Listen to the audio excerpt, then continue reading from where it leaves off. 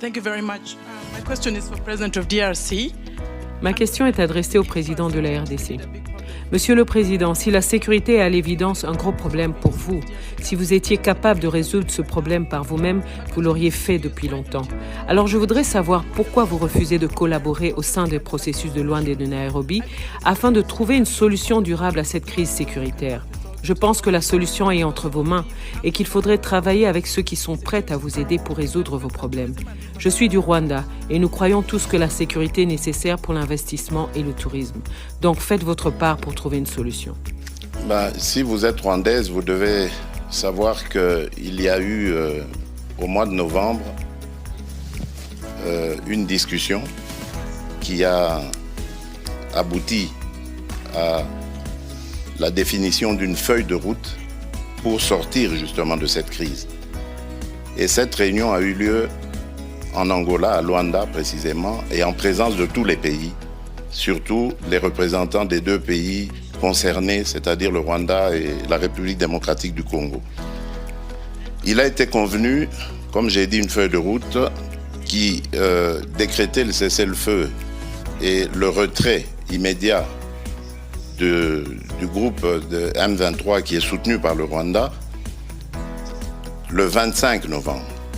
Ce départ devait commencer et le 15 janvier, c'est-à-dire il y a 2 jours, on devait constater évidemment l'achèvement de ce processus. Eh bien, figurez-vous, madame, que le M23, groupe terroriste soutenu par le Rwanda, est toujours dans certaines localités qu'il avait prises à la République démocratique du Congo. Malgré les pressions internationales, ce groupe maintient sa position, fait semblant de se mouvoir, mais en fait, il se redéploie d'une certaine manière et reste dans ces localités.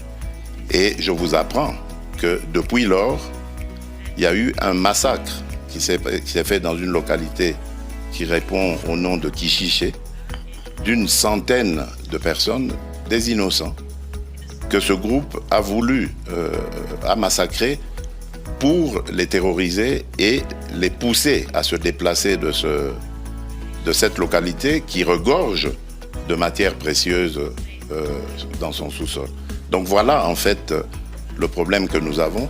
C'est un très grand défi parce qu'on ne peut pas investir à la fois dans le développement du pays et dans les ressources pour augmenter les capacités de l'armée et pouvoir ainsi se défendre.